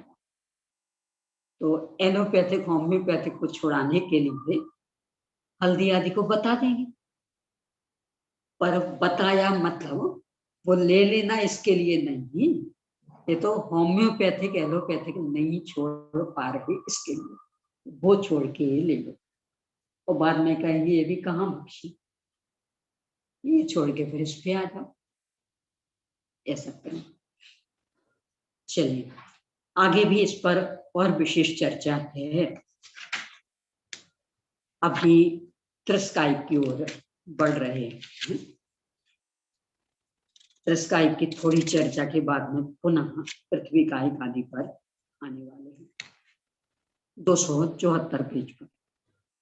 अब त्रिस्कायिक जीवों के भेदों के प्रतिपादन करने के लिए आगे का सूत्र कहते हैं, सूत्र 42वां, तस्काया दुबिहा पज्यता अपज्यता। त्रिस्कायिक जीव दो प्रकार के होते हैं, पर्याप्त और अपर्याप्त। त्रिस्कायिक 2 इंद्रिय से लेकर के 5 इंद्रिय तक, ये पर्याप्तक भी अपर्याप्तक भी। अपर्याप्तक में निर्वृत्ति अपर्याप्तत्व जन्म के समय सभी होते हैं, और लब्धि अपर्याप्तक मात्र त्रियंच, वो भी कर्म भूमि, कर्म भूमि त्रियंच, और मनुष्य भी कर्म भूमि, भोग भूमि भी नहीं हो। लब्धि अपर्याप्तक मतलब क्षुद्र भाव वाले, यानी एक श्वास के 18वें भाग में जन्म मरण करने वाले। ये दो भेद, पर्याप्तक अपर्याप्त। गतार्थ होने से इस सूत्र का अर्थ नहीं कहते, ये भी टीका की पद्धति। पर्याप्त अपर्याप्त की 2 बार चर्चा कर चुके, तो कितनी बार दोहराए। गतार्थ यानी पहले 2 बार इनका विश्लेषण किया जा चुका है, इसलिए अभी यहाँ उन्हें नहीं लिख रहे। शंका, त्रस जीव क्या सूक्ष्म होते हैं अथवा बादर? समाधान, त्रस जीव बादर ही होते हैं, सूक्ष्म नहीं होते। यानी सूक्ष्म कायिक एकमात्र स्थावर कायिक में, उनमें भी प्रत्येक वनस्पति को छोड़कर बाकी में सूक्ष्म बादर दोनों के। त्रस सभी नियम से बादर, प्रत्येक वनस्पति भी नियम से बादर। तो त्रस जीव बादर ही होते हैं, सूक्ष्म नहीं। शंका, यह कैसे जाना?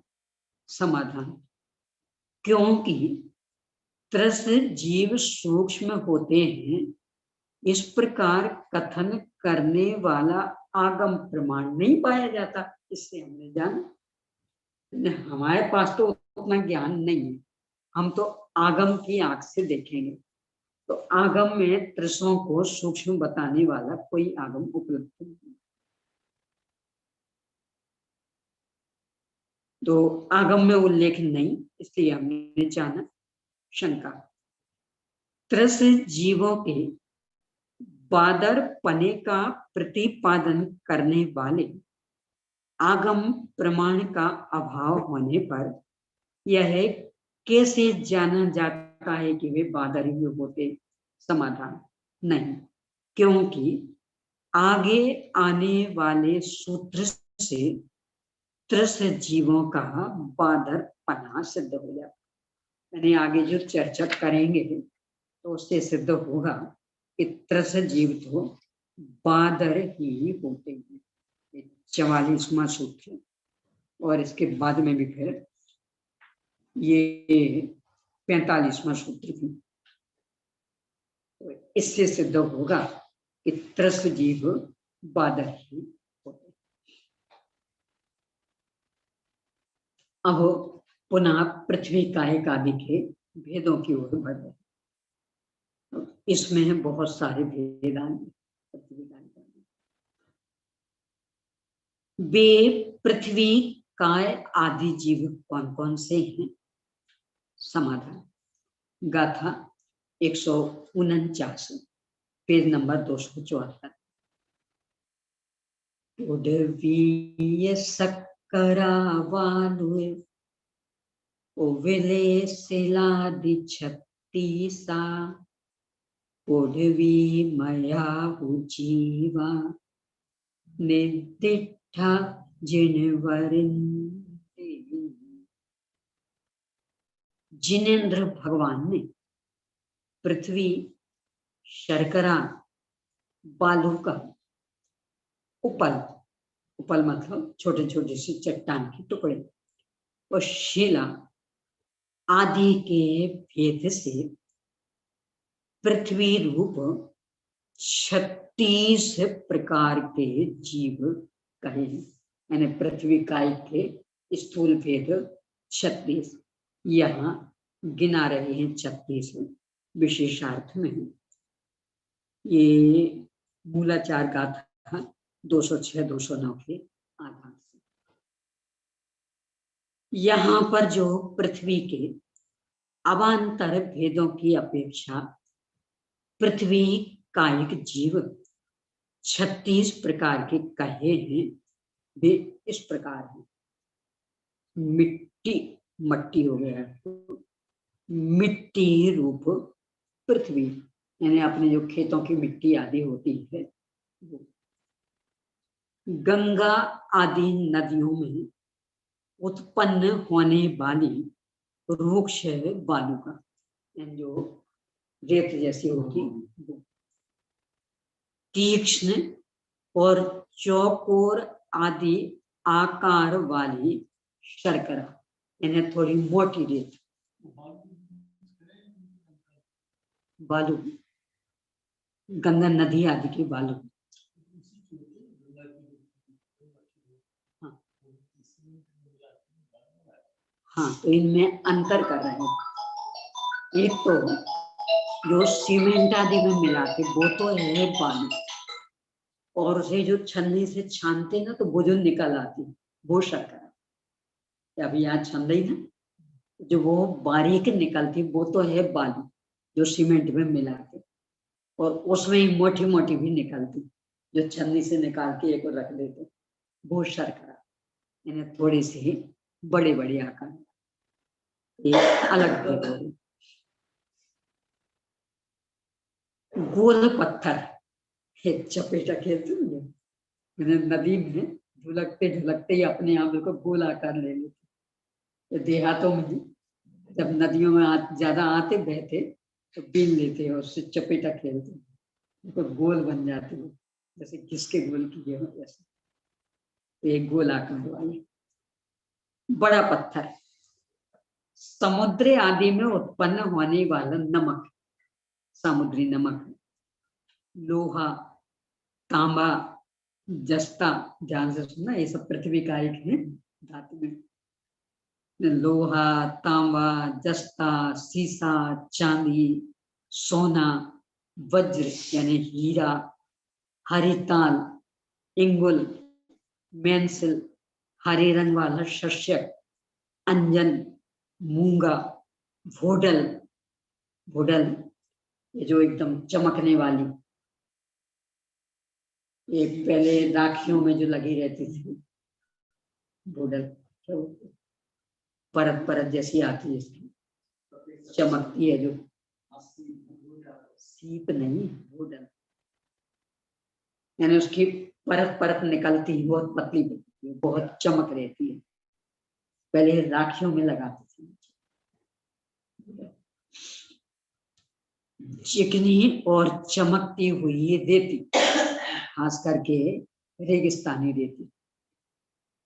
करकेतन मणि, राजवर्तक रूप मणि, पुलक वर्ण मणि, ये तो सब इनको देखना हो तो मूढ़बद्री में जो अनेक रत्नों की प्रतिमा है उनमें इन रत्नों की वहां देखने मिल जाएगी। पुलक वर्ण मणि, स्फटिक मणि, पद्मराग मणि, चंद्रकांत मणि, ये पहले ऐसे चलते थे पर अहिंसक। वो कैसे होते थे पता?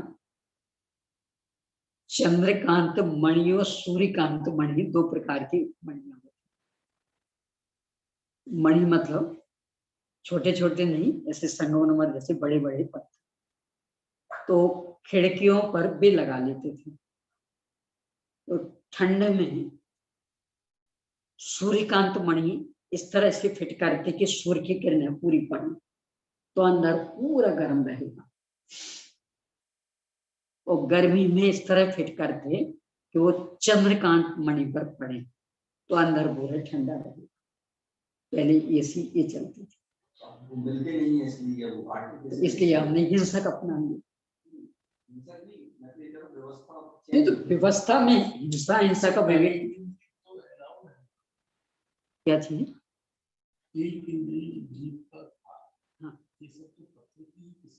हाँ हाँ,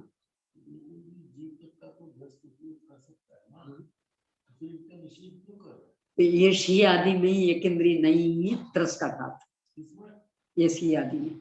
इसी की बात नहीं कर रहे, बात कर रहे हैं जितने आपने नाम मणि। हाँ, तो इनका निषेध थोड़ी थी, इसीलिए तो कह रही कि ये सब देखे पृथ्वी का ही अपन जिनका उपयोग कर रहे,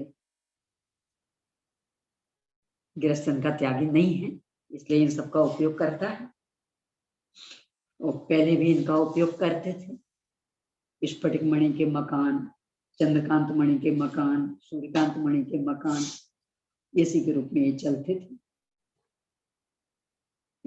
अहिंसक साधन नहीं तो हिंसक अपना लेना, ये तो कोई बुद्धिमानी नहीं है। वैडूर्य मणि, जलकांत मणि, यानी उस पर सूर्य चंद्रमा की किरणें पड़े तो पानी झरने लगे, वो मणि उतनी की उतनी रहेगी, वो पानी निकलेगा, ऐसी मणि। सूर्यकांत मणि, गेरू वर्ण रुधिराक्ष मणि, एकदम लाल रंग की, आपको वहां मिल जाएंगे सभी प्रतिमाएं मूर्तिवत्री में, यहाँ छोटी छोटी पर इन मणियों की रखी है। चंदन गंध मणि, यानी है मणि और उसमें से चंदन की सुगंध, पत्थर उसमें से। अनेक प्रकार का मरकत मणि, पुखराज, नीलमणि और विद्रुम मणि वाली मणि, ये सब पृथ्वी के भेद हैं, इसलिए इनके भेद से पृथ्वी कायिक जीव भी 36 प्रकार के हो जाते हैं। ये कुल 36 भेद, यानी ये सब पृथ्वी कायिक। गृहस्थ इनका त्यागी नहीं है तो उपयोग करता है। अब जल कायिक के भेद 150वीं गाथा 275। ओ साहि मोय धूमरी हर तनु सुतो दवो घनो, ये दे दुआऊ काया जीवा जिन साशनु देखा। ओश, जो सुबह सुबह गिरती बर्फ, कोहरा, स्थूल बिंदु रूप जल, सूक्ष्म बिंदु रूप जल, चंद्रकांत मणि से उत्पन्न हुआ शुद्ध जल, झरना आदि से उत्पन्न हुआ जल, समुद्र का जल, तालाब का जल, घनवात आदि से उत्पन्न हुआ घनोदक, यानी जो 3 वात बल है उसमें घनवात आदि वाला जल, अथवा हरदन अर्थात तालाब और समुद्र आदि से उत्पन्न हुआ जल, तथा घनोदक अर्थात मेघ आदि से उत्पन्न हुआ जल, यानी जो जल वृष्टि होती उससे। ये सब जिन शासन में जल कायिक जीव कहे गए। जल के इतने प्रकार यहाँ बता दिए। अब अग्नि 151वीं गाथा। इंगाल जाल अच्छी मुम्मुर शुद्धागणित अग्नि, अन्ने भी एव माई देव काया समुदिता। अंगार सीधा एकदम खिला हुआ कोयला, ज्वाला लपटे, अर्ची अर्थात अग्नि किरण, मुरमुर अर्थात भूसा अथवा कंडा की अग्नि। ये मुरमुरे से भी कहते हैं, जैसे लकड़ी आदि जब जलाते हैं तो लकड़ी बुझा दी तो राख रह गई, उसमें वो छोटे छोटे से तिलगे जैसे रह गए, वो मुरमुर कहलाते। शुद्ध अग्नि अर्थात बिजली, बिजली मतलब ये वाली बिजली नहीं, तो बादल वाली, ये तो महाशुद्ध, यानी विश्व की सबसे अधिक हिंसक अग्नि यदि है तो ये बिजली सबसे अधिक, यानी गोबर गैस भी इसके सामने कुछ मायने नहीं रखती, इतनी अधिक हिंसक। तो यहाँ शुद्ध अग्नि तो बादलों की बिजली, वो शुद्ध अग्नि। और सूर्यकांत आदि से उत्पन्न हुई अग्नि मणि वाली, और धूमादि सहित सामान्य अग्नि, इन लोक में जो लकड़ी वगैरह जलाते उससे धुआं आदि निकलता, वो वाली आग। ये सब अग्नि कायिक जीव कहे गए हैं। इतने प्रकार की अग्नि। अब वायु हवा 152 गाथा। भामो कली मंडली गुंजा महाघनो यतन, ये देवपाउकाया जीवा जिन इंद्रने दिखा। वो अब आपने गिनाई, वो अब चीज धरना की पार्ट नहीं है, तो कहीं और से लिए थे। अभी नहीं आए धवला में, यहाँ तो धवला के पार्ट पर अभी नहीं आए, आएंगे। हाँ, आगे नहीं। तो अभी चूंकि आपका प्रश्न था सुखबीर भैया का, इसलिए ले लिए थे, आगे इसमें भी आने। वायु के भेद। सामान्य वायु यानी जो सामान्य हवा चलती और अपन ग्रहण करते, उद्भ्राम अर्थात घूमता हुआ ऊपर जाने वाला वायु यानी चक्रवात, जिसे अपन बवंडर बोलते, बबूला बोलते, वो।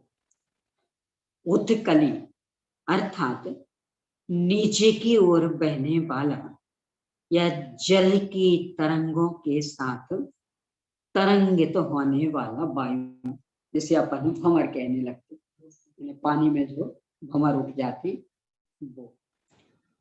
मंडली अर्थात पृथ्वी से स्पर्श करके घूमता हुआ वायु, एक खास करके गर्मी में बहुत उठता है, तो नीचे से ऊपर। गुंजा अर्थात गुंजायमान वायु, सांस सांस सांस सांस आवाज है जिससे। महाबात अर्थात वृक्षादि के भंग से उत्पन्न होने वाला वायु, यानी पेड़ की डालियां टूट जाएं, पेड़ उखड़ जाएं, ऐसी वायु। घनवात और तनवात, जो वात बल है वहां की वायु। ये सब वायु कायिक जीव जिनेन्द्र भगवान ने कहे हैं, यानी इतने इतने प्रकार के वायु कायिक होते। अब वनस्पति कायिक किन किन से बनती, इनकी चर्चा। इन्हें उसके भी कितने भेद। मूलज्ञ पोरे बिया कंदा तय खंदे बिये बिये रुहा, समुच्छिमाय भनिया पत्ते अनंत कायाय। मूल बीज यानी जड़ जिनका बीज, जैसे हल्दी आदि, तो वो हल्दी की गांठ जड़, उसको लगाओ, नई पौध पैदा हो जाएगी, ये मूल बीज। अग्र बीज यानी आगे का भाग, आगे का भाग जैसे कलम, अपने गुलाब आदि की कलम में, या आप आगे का भाग तोड़ के लगाओ, नया पौधा खड़ा हो जाएगा। पर्व बीज पोर, जैसे अपना बांस है, गन्ना है, तो उसकी जो पोरें रहती वो उसका बीज बनती। कंद बीज जैसे आलू आदि, ये आलू के वहां जो ऐसे रहते हैं ना, आंख जैसे, एक आलू में कई एक रहती है, वो उसका बीज बनती। तो उतना उतना आलू निकाल के वो नई फसल पैदा हो जाएगी, वो कंद बीज। इस कंद बीज यानी तना अथवा मोटी डाली, वो लगाओ, जैसे शीशम आदि, तो वो लगाओ निकाल के, नया खड़ा हो जाएगा। बीज रोहे यानी बीज से ही पैदा हो, जैसे अपने गेहूं दाल चावल आदि, कैसे हम बीज भी बोए, नया पौधा खड़ा। और समूर्छन, ये भी समूर्छन है, पर इनके अतिरिक्त जैसे बरसात में पानी गिरा तो कितने प्रकार की घास पत्ती पैदा होती, उनका इनमें से कोई बीज नहीं, तो वे सब कहलाएंगे सम्मूर्छन। यानी ये भी सम्मूर्छन ही हैं, परंतु इनमें हम बता सकते हैं कि इन कारणों से ये पौधा खड़ा हुआ। यानी गेहूं का पौधा क्यों खड़ा हुआ, हमने गेहूं बोया था ना, इसलिए। एक गुलाब क्यों खड़ा हुआ, कि हमने गुलाब की कलम लगाई थी ना, इसलिए। पर ये बरसात में जो अनेक अनेक तरह के पेड़ पौधे खड़े हो जाते हैं, उनमें हम कारण नहीं बता सकते, तो वे कहलाएंगे अलग से सम्मोक्षी। ये सब वनस्पतियां सप्रतिष्ठित प्रत्येक और अप्रतिष्ठित प्रत्येक के भेद से दोनों प्रकार की कही गई। यानी अनंत कायिक भी हैं और असंख्यात कायिक भी इनमें होती हैं। इनकी चर्चा जब आगे आएगी तो पहचान के चिन्ह भी बताए जाएंगे। अब इसके बाद त्रस्कायिक का 276 पेज पर गाथा 154। विहिति हि चौहि पंचहि सय्याजे इंद्रिये हि लोयम्मि ते तस्य काया जीवा नेया वीरो वे सेन। लोक में जो जीव 2 इंद्रिय, 3 इंद्रिय, 4 इंद्रिय और 5 इंद्रियों से युक्त हैं, उन्हें वीर भगवान के उपदेश से त्रस्कायिक जीव जानना चाहिए। त्रस्कायिक यहाँ क्यों गिना दिया, इसलिए कि अन्न नहीं माने तो उसकी जिम्मेदारी हमारे सिर पे नहीं। जिनेंद्र भगवान सबको त्रस जीव कह रहे हैं, इसलिए हम तो उन्हें गिना दिया। अब तुम्हें मानना हो मानो और नहीं मानना हो मत मानो।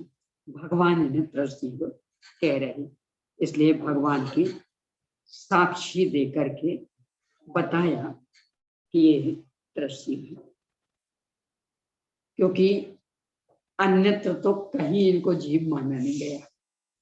2 इंद्रिय आदि को भगवान कह रहे, इसलिए साक्षी लेकर के कहा है। अब मूल जो प्रकरण गुणस्थान का, अब उसको बढ़ रहे हैं।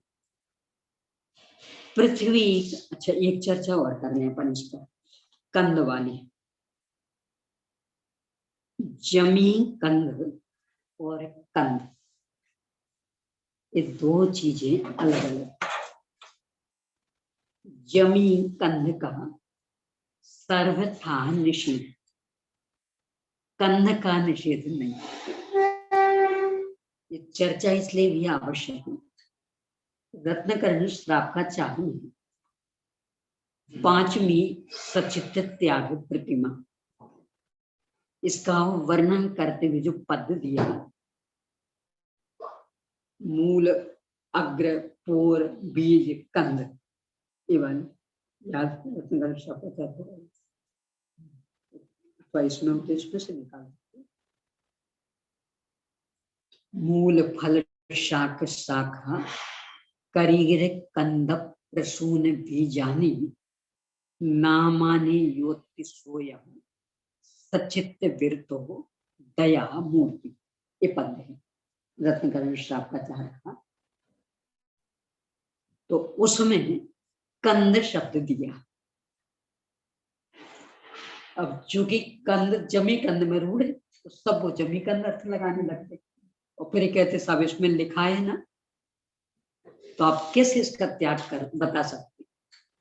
जमी कंद और कंद में आकाश पाताल जैसा अंतर। जो जमीन में होते हैं नीचे, वे तो कहलाते हैं जमी कंद, यानी कंद मूल जिन्हें अपन कहते। और जो कंद मतलब मात्र दल दल दल के पिंड, यानी जिनमें बीज आदि कुछ नहीं होता, बस समाप्ति हो रहा, समय हो गया, जिनमें बीज आदि कुछ नहीं होता वो कहलाता कंद। जैसे केला एक कंद है, नारियल एक कंद है, गेहूं दाल चावल एक कंद है, यानी इनके अंदर और कुछ नहीं निकलेगा। वो आम कंद नहीं है, क्योंकि आम के अंदर तो बीज है, गुठली है, वो कंद नहीं है। सेव भी कंद नहीं, क्योंकि उसके अंदर भी थोड़ा सा फिटता है। पर केला, नारियल, गेहूं, चना ये कंद, यदि इनके अंदर कुछ नहीं टिकेगा, सब पूरा ये कंद। वहां जो कंद की चर्चा की हुई, अपने जो लोक में भी कलाकंद, गुलकंद, लौकी कंद, तो इसीलिए कंद कहलाते, यानी वो प्योर चीज, उसमें आप फेंकने लायक, तो वो कंद वहां लेना, जमी कंद नहीं। तो एक कंद में इतना विशेष समझना।